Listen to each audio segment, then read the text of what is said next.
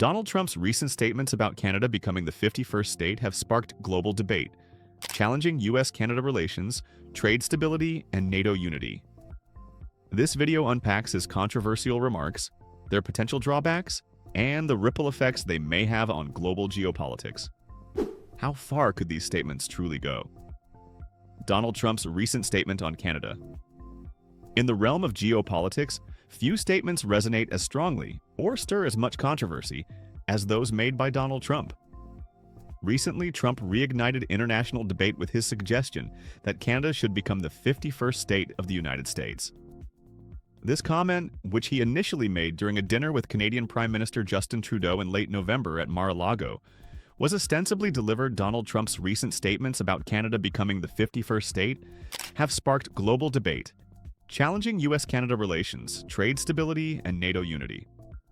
This video unpacks his controversial remarks, their potential drawbacks, and the ripple effects they may have on global geopolitics. How far could these statements truly go? Donald Trump's recent statement on Canada. Like with Canada, we lose $200 billion a year with Canada. That's because we allow them to make cars, we allow them to take lumber. We don't need their cars, we don't need their lumber, we don't need their food products because we make the same products right on the other side of the border. It's sort of crazy. So we've just allowed that, bad management has allowed it over the last 4 years in particular to become very imbalanced. And I call him Governor Trudeau, but he's Prime Minister Trudeau when he was Prime Minister. I asked him, why would we do that? Why? And he was unable to give me an answer. He said, I don't know. And I said, do you think it's fair that we're paying $200 billion to keep Canada going? And what would happen? I asked him, what would happen if we didn't do that, if we didn't subsidize Canada? He said, we'd be a failed nation. And I said, then you should be a state. Because why are we paying all of that money to Canada when, we could use it ourselves, right? So, in the realm of geopolitics, few statements resonate as strongly or stir as much controversy as those made by Donald Trump. Recently, Trump reignited international debate with his suggestion that Canada should become the 51st state of the United States. This comment, which he initially made during a dinner with Canadian Prime Minister Justin Trudeau in late November at Mar-a-Lago, was ostensibly delivered with a smile. However, Canadian officials have made it clear that the implications of such remarks are far from humorous. Ed with a smile. However, Canadian officials have made it clear that the implications of such remarks are far from humorous. Trump's proposal, ostensibly framed as a great idea, is viewed by many as a tactic designed to unsettle America's closest ally. During a press conference, he elaborated on this idea, stating that removing the artificially drawn line between the two nations would bolster U.S. national security. He also claimed that the United States spends hundreds of billions of dollars annually to protect Canada, a figure widely disputed by experts. Beyond security, Trump emphasized economic leverage, inaccurately citing a $200 billion trade deficit with Canada. This figure vastly exaggerates the actual trade deficit, which stood at approximately $40.6 billion in 2023. Trump's rhetoric portrayed the deficit as evidence that the U.S. subsidizes Canada's economy.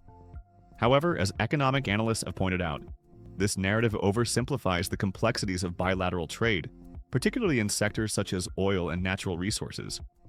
Canada remains a vital trade partner, supplying 60% of the U.S. imported crude oil and serving as the top export destination for 36 U.S. states. While some dismiss the statement as another example of Trump's characteristic bravado, Canadian officials were quick to respond. Finance Minister Dominic LeBlanc, who recently assumed the role amidst Trudeau's planned resignation, described the remark as a deliberate effort to sow confusion and chaos. In his view, Trump's words threatened to destabilize the historically strong U.S.-Canada relationship. Adding to the tension, Trump ruled out the use of military force but declared his intention to rely on economic force to achieve his goals. He also hinted at expanding his ambitions, refusing to rule out acquiring Greenland and the Panama Canal. These provocative statements have drawn criticism from Canadian leaders across the political spectrum, who view them as undermining the sovereignty of their nation. Immigration Minister Mark Miller dismissed the idea as ridiculous, while Ontario Premier Doug Ford pointed out the significant contributions Canada makes to the U.S., particularly in energy and critical minerals. As Canada braces for a leadership transition, with Trudeau set to step down, Trump's remarks have added a layer of uncertainty to bilateral relations. Despite assurances from Canadian officials that annexation is a non-starter, the broader implications of Trump's rhetoric are difficult to ignore. For many Canadians, the comment has transcended mere political theater, raising questions about the future of US-Canada ties in an increasingly unpredictable global landscape. Donald Trump's assertion that Canada should become the 51st state has sparked a cascade of potential repercussions, threatening to unravel the intricate dynamics of US-Canada relations. At its core, the statement undermines the mutual trust that has long characterized the relationship between these two nations, raising concerns across diplomatic, economic, and political arenas. One of the immediate drawbacks lies in the erosion of diplomatic goodwill. Trump's comments have been perceived by Canadian officials as dismissive of their nation's sovereignty. Immigration Minister Mark Miller labeled the remarks as beneath the dignity of a U.S. president, while Finance Minister Dominic LeBlanc highlighted the chaos such rhetoric could incite.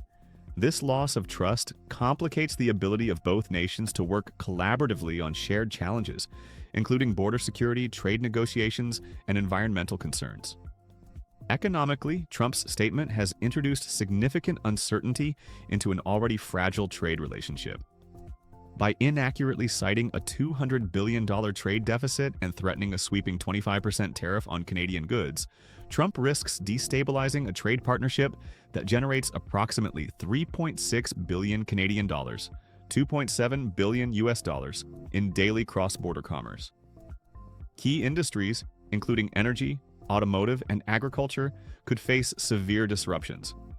For example, Canada supplies 60% of the U.S.'s imported crude oil, a critical resource for American refineries designed to process heavy crude. A breakdown in trade relations could jeopardize these supply chains, potentially leading to higher energy costs for U.S. consumers and economic fallout for Canadian producers. The implications extend beyond economics. Trump's comments have inflamed nationalistic sentiment in Canada, with leaders and citizens rallying to defend their country's independence. Premier Doug Ford warned that Canada would retaliate against U.S. tariffs, targeting American exports in response. Such tit-for-tat measures could escalate into a trade war, harming businesses and workers on both sides of the border.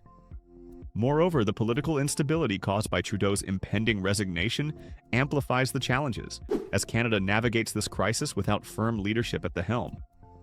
From a geopolitical perspective, Trump's rhetoric undermines the unity of NATO, an alliance already strained by debates over defense spending.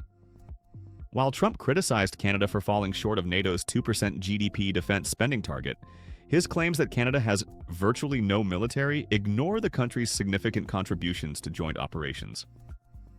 Canada has been a steadfast partner in NATO missions, from Afghanistan to Latvia, yet Trump's dismissive remarks risk alienating an ally that shares a critical role in North American defense through NORAD and Arctic security initiatives.